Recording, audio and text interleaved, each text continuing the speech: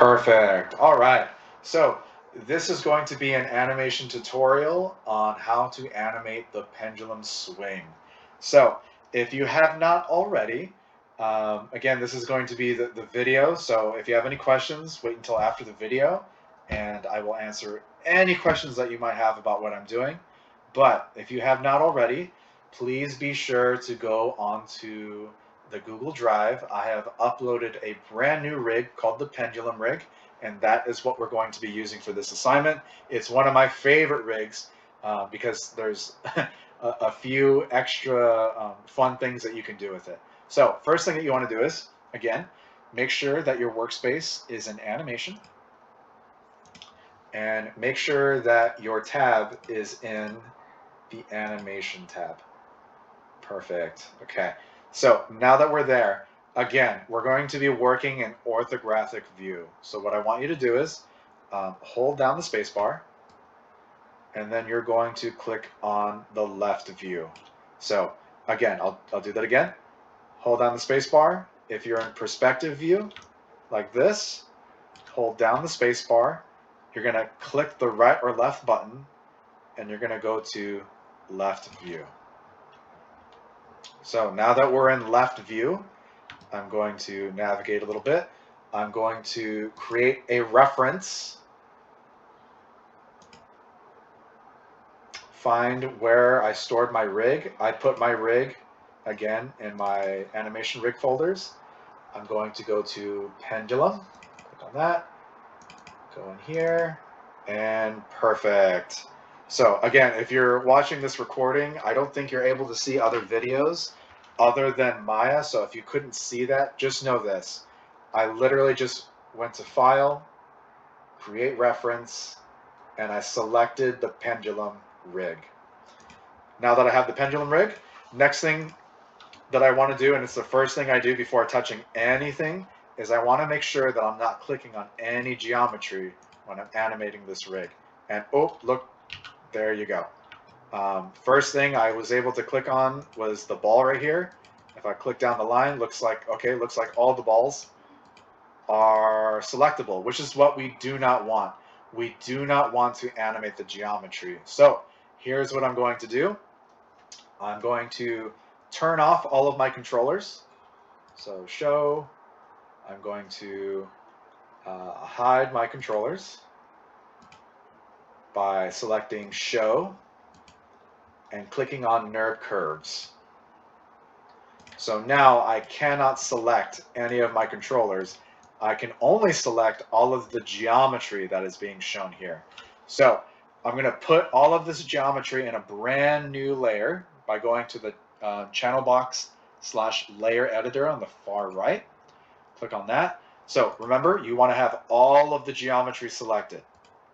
Once you have all of the geometry selected, you're going to go to the far right corner under display, and you're going to click on the far right box called create a new layer and assign selected objects. When I click that, now all of my geometry is in this one layer. I'm going to double click the layer. I'm going to rename the layer Geo, and I'm going to save that layer. So now it says Geo in the corner. I know now that anything in this layer is geometry.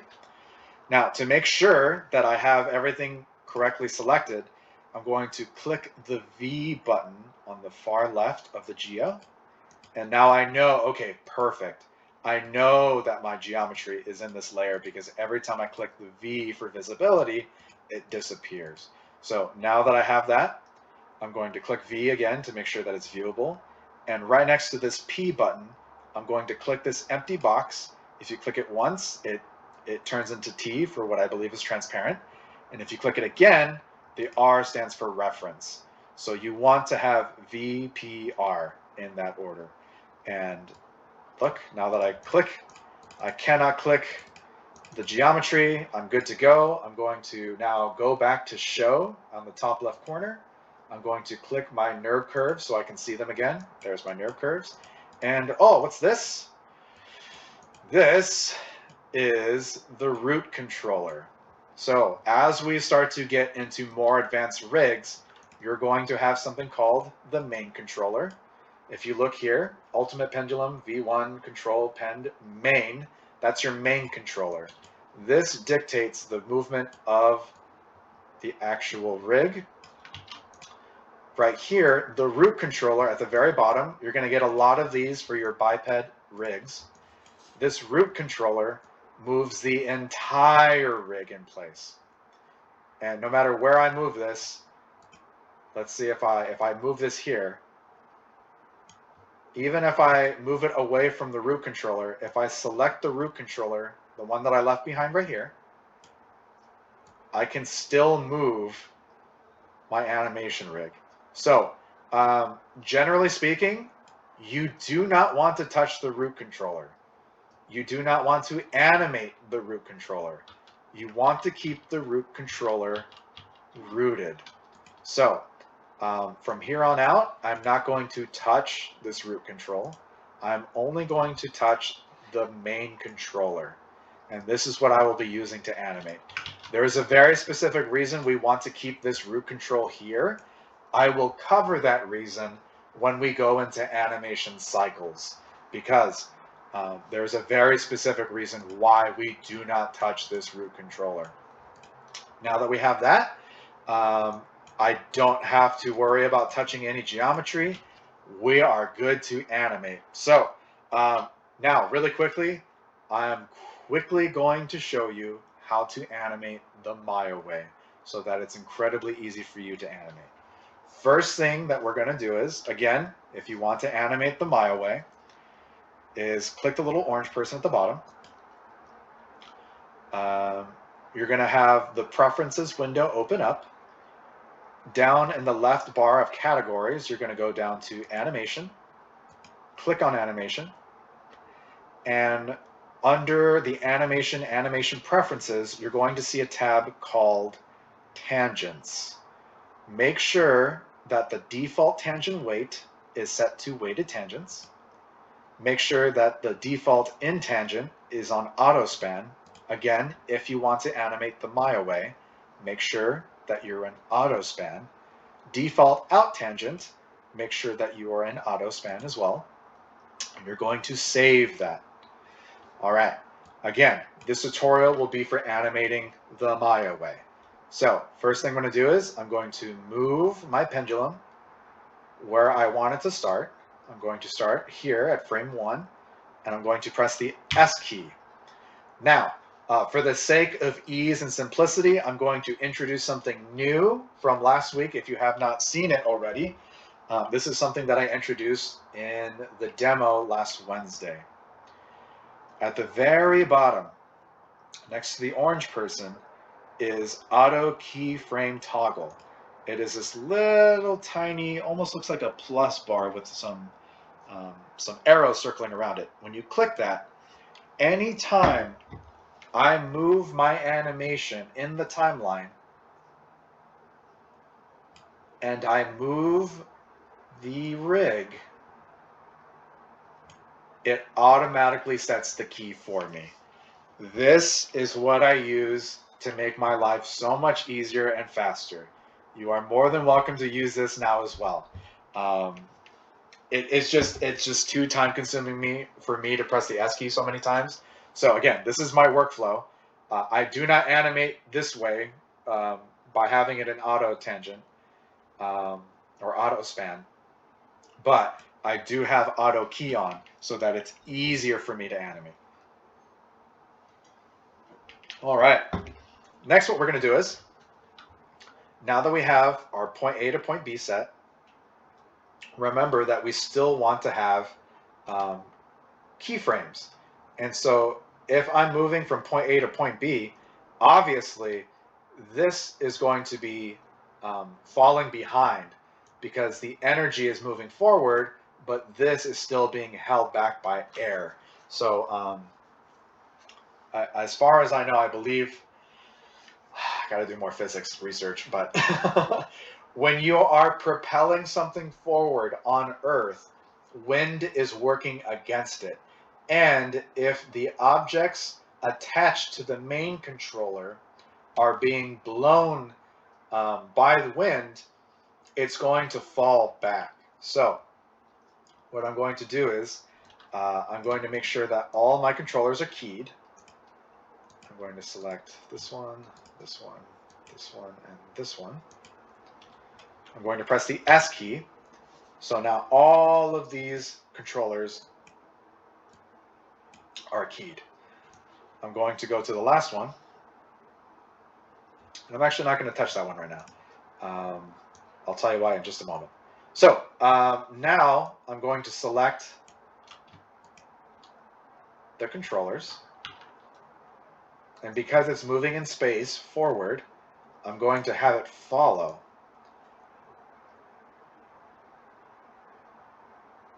Now you can see really quickly what it's doing. Now, as it's picking up speed, I actually want it to follow or fall behind a little bit more.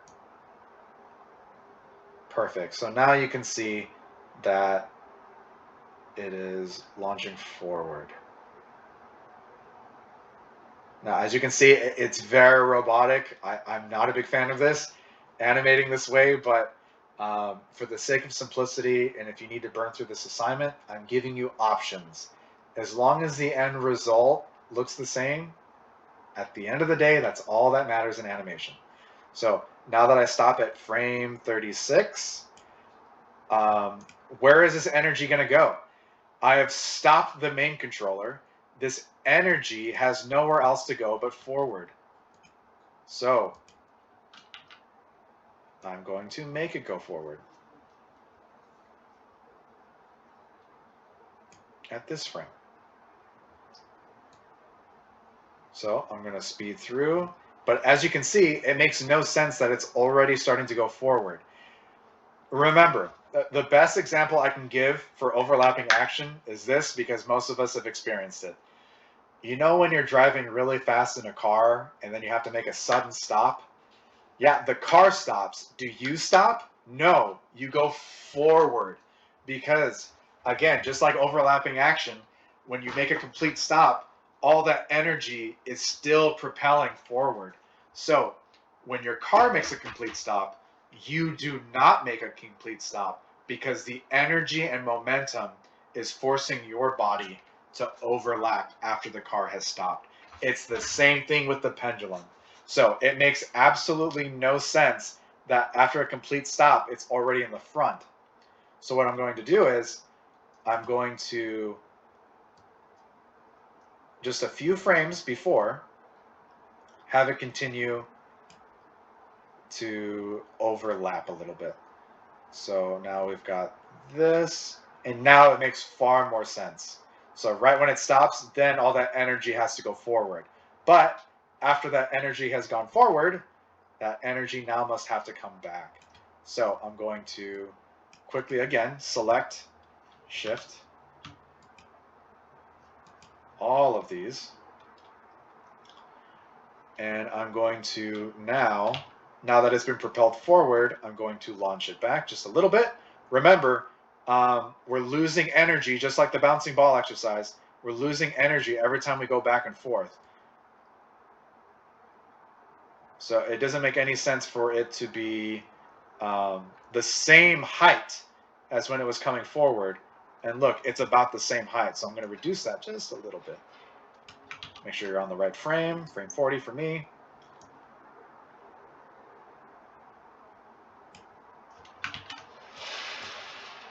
There we go. Perfect. Okay, I'm going to go down a few frames. Now, just a heads up, I'm not giving any time or thought. Again, when I'm placing down my keyframes, I'm not putting too much time or thought into timing. What I want to make sure is that my spacing works, and then I can play with the timing by selecting the key on the keyframe or the timeline and then moving it wherever I want. So keep in mind, don't focus on where I'm putting things on the timeline. Focus on where I am spacing things. So now that that's propelled forward, the energy has to come back down. I want to make sure that it's less energy than the first one. And look, it is perfect. And then I'm going to come back a little bit. Remember, we're losing energy. And finally, I'm going to say frame 54 is when I'm going to come back to base. Now, if you look at this, I don't know about you, but it just feels too springy to me. That just looks hilarious. I don't want it to look springy, so what I'm going to do is I'm actually going to make this the last keyframe. I'm going to delete this one. Again, feeling your animation.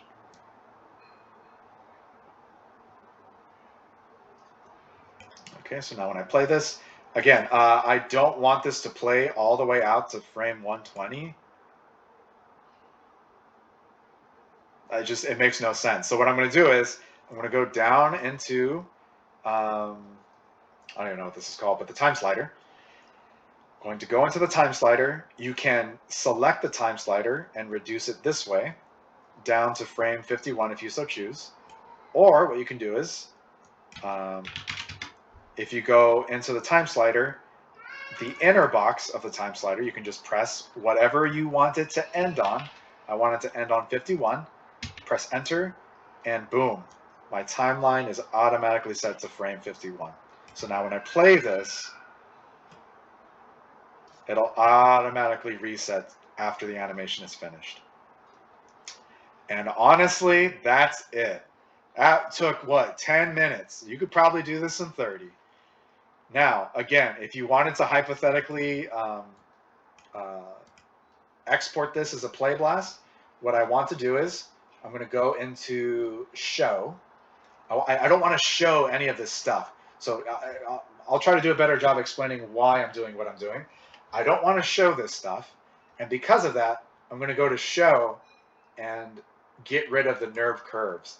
The NURB curves is what the controllers are. Now, I don't want this grid in the background. You have two options. Right under show, there's this little grid. You can click on that, or you can go into show and click on the grid yourself. Next thing I don't want, I don't want to see that left X and that cog in the corner. So what I'm going to do is go to show, and because that's the heads up display, HUD, HUD, the HUD display stands for heads up display. I'm going to click on that, and now I have a perfectly clean animation. Nothing to distract me. So again, if you are wanting to play blast the way I play blast, the reason I play blast with rendering settings is because if I ever want to render my animation, at least my settings are already set. So I'm going to go to image format, AVI, perspective view. I'm not looking at the perspective view. Again, if you go to the HUD display, I'm looking at left X. So because it says left X, I want to make sure that I select the left camera. Okay. Now that I have that, I'm going to go ahead and turn off my HUD display again by clicking on show, scrolling down to HUD and clicking HUD, HUD. The preset I want in my render settings is 720 HD. This is to make sure that the file size is as small as possible. So now that I have all these settings set, I'm going to close this. I'm going to go back to animation on the workspace. Click on animation. Playback is open again. Now, if for whatever reason you just can't find playback and you just weren't able to go to animation and click it, you can also go down to the timeline. Right-click the timeline. You'll get a bunch of options. You're going to scroll to, let's say, it's here, my eyes are terrible. Playblast at the very bottom. So you're going to right-click the timeline, click on Playblast, click on the square next to Playblast, and here you're going to make your settings. So my setting is going to be AVI because I'm using Windows. If you're using Mac, it might be QT. Just make sure, whatever your option is, do not pick image. If you pick image, you will get a bunch of images in your folder. Now, if you're using AVI, you don't have to select any encoding. If you're using QT, make sure that you have H.263. I'm going to render as AVI because it's just easier. Now, remember, if your file size is too big, when you are playblasting, you can reduce the quality no less than 60, and that will reduce the amount of data that's in your animation. Okay?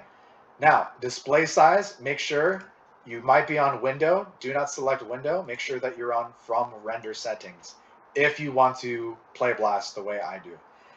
Again, friendly reminder, there is an alternative way to playblast if you go into the resource channel. Now, make sure you click on Save to File. Remember, if you do not click on Save to File, your animation will go into a folder known as the Ether. You will not find it again.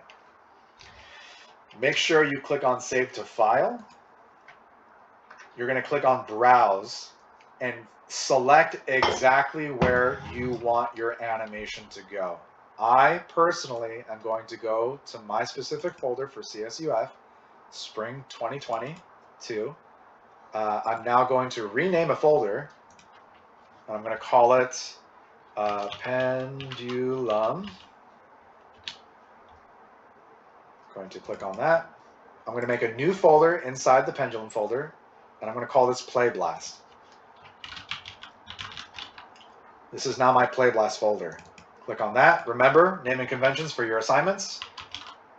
My first and last name, underscore, Pendulum, underscore, the number of iterations that I have done, which is 001. Perfect. So I'm going to save that. I'm going to Playblast it. Boom. Done. There you go. That's the Pendulum assignment. So let me go ahead and pause that. Friendly reminder, continue to save your work. Remember, save as. I'm going to go back into that brand new folder that I just made. Remember, if it's so much easier when your files are organized. Spring 2022, Pendulum. I'm going to make a brand new folder for when I'm saving my Maya files. Brand new folder, and I'm going to call this Workspace or Work Files, whichever you prefer. I'll call it Work Files. So I'm going to click on Work Files. Make sure that you're saving as Maya ASCII. Remember your file convention name, first and last name, Rudy Solorzano, underscore, Pendulum. Such a fun word to say, Pendulum. All right, and this is my first iteration, so I'm going to save as. Perfect. So now I have literally just finished the Pendulum assignment. There you go. So I'm going to go ahead and stop the recording and answer any questions you may have, but thank you for watching. Thank you for your patience. I appreciate your time.